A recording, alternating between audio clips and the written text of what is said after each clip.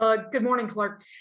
Coming off a couple of rough games, you now get to go to South Carolina, a team that has also had a couple of rough games. Is it this maybe a good chance for the team that can get off to a good start, have an opportunity to on Saturday to maybe come out with a better result on Saturday? Yeah, yeah.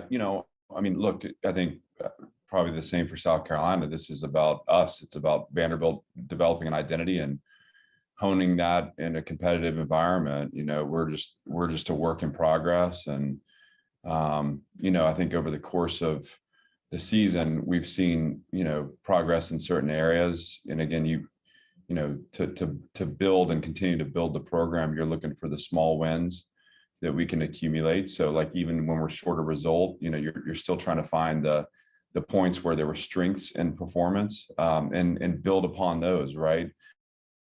Obviously the learning, the critical breakdowns are easy to find and identify and teach off of. But for us, it's about putting together a complete game. I thought on Saturday we were good in spurts, but obviously good in spurts in this conference sets you up for a disappointing result. And how can we find a more consistent 4-quarter approach and be competitive, and again put ourselves in a position to finish the game off on the road, which is always a challenge. So the narrative building up to is not really our focus. Our focus is strictly on performance. And again, like every week, put ourselves in the best position to win a game.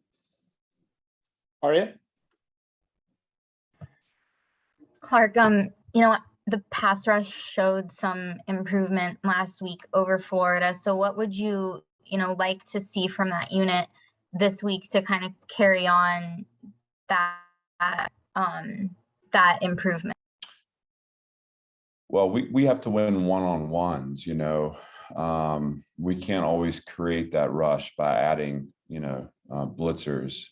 We have to be able to win one-on-ones and convert. I think particularly in the play action game, we're having trouble at times converting from, our run read to a pass rush. We're getting stuck on blocks, and the quarterback just has all day. I thought Coach Mentor and his staff did a good job of creating rush, against Florida. And I thought that gave us a chance to create a little discomfort in the pocket. But on the deep balls that they completed, there was still too much time back there. And so, when we are rushing for, the focus has to be on winning a one-on-one, and then, again, on play action game, converting from a run read to a pass rush.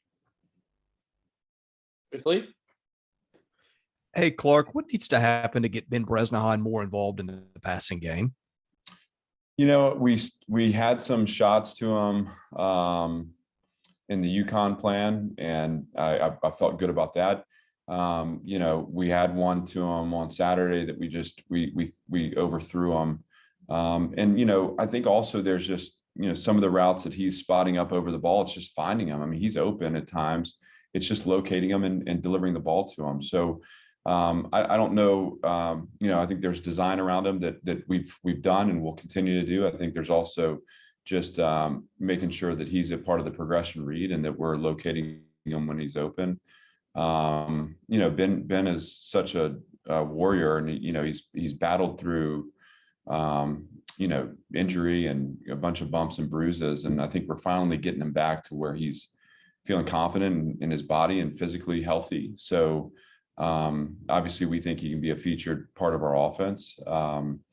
There are typically over the ball, they're tighter windows. There's a pass rush that you're throwing through. So maybe, Chris, part of the answer to that is like, let's secure that pocket and let's give a step up lane for the quarterback, and let's allow for that route that's spotted up over the ball to be found later in the sequence, rather than a lot of our throws being kind of sprayed out on the perimeter. And so there's a number of factors there, but he's certainly a guy that we think can be a featured part of the offense. Robbie? Hey, Clark, what parallels or similarities do you see between you guys in South Carolina, with them also having a first-year head coach and sort of trying to build up from a couple of losing seasons in a row? That's probably the parallel, right? I mean, every program's different, and every programs positioned differently and different players, different situations. I don't think that you can draw a lot of comparison that way. I think, it's two teams that are going to be fighting for a win on Saturday, and that, have experienced varying levels of disappointment, and, but also are improving and also are finding identity through the year. And we'll have our different angle or different approach on that based off who we are. And Coach Beamer will have his team ready to play based off who they are. And, we expect it to be a fun, competitive environment where we'll be excited to have a chance to put the ball down again. But the first year narrative, the new coach, new culture narrative, I think those are, similar places for our programs. As far as the kind of DNA of each team, I think every program is just a little different. So each situation is different. Joe from the Daily Gamecock, go ahead. Hey, Coach, Gamecocks have sort of a diverse running game with Doty's ability to scramble, and then you got guys like Kevin Harris and McDowell. Is there something you can do defensively to kind of interrupt that run game and disrupt the run game? Well, it's about having your numbers in the right places. It's about accounting for the quarterback. I mean, he's certainly athletic enough to move the chain and create scheduled runs. So like we're going to be accounting for him, and there's similarities in that sense in the style that Florida plays. So I think we have carryover in that regard. But obviously the running back is a dynamic player, and a guy that we have to be aware of and we have to be able to neutralize. And then it's going to come down to the one-on-one matchups on the perimeter, right? I mean, there's an ability to be dynamic for South Carolina's offense that, we're going to have to really be on our game defensively and be alert to where the playmakers are. Chris? Hey, Clark, I don't see him on the depth chart this week, but Delphin Castillo played a good number of snaps against Florida. That's not really common this time of year for true freshmen at Vanderbilt. What went into that decision? What are your plans for him for the rest of the season?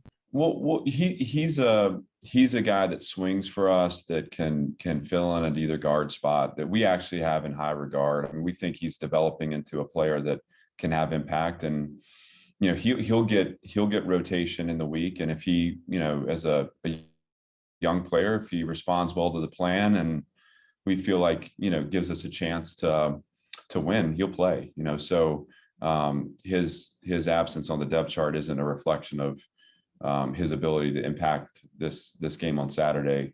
I think as a young player, he'll get opportunities this week. We felt like he played well against Florida. He held his own. We felt like he wanted the point against a good front, and held his own in pass protection too. So there are things to build in there, and it's just a young guy that we think has great promise that we want to keep bringing along in practice and see how he can impact us on Saturday. Robbie? I wanted to check how's Rocco been looking the last couple of days. What is his status looking like for Saturday at this? At this juncture, it appears he'll be available, and I expect him to be able to practice this week. But like anything, I mean, we have to continue to track how he's responding, and he's got to have a healthy week in practice. But I saw Rocco this morning; he was in good spirits, and I think he's trending the right way. So we'll be excited to have him out there with us on Saturday.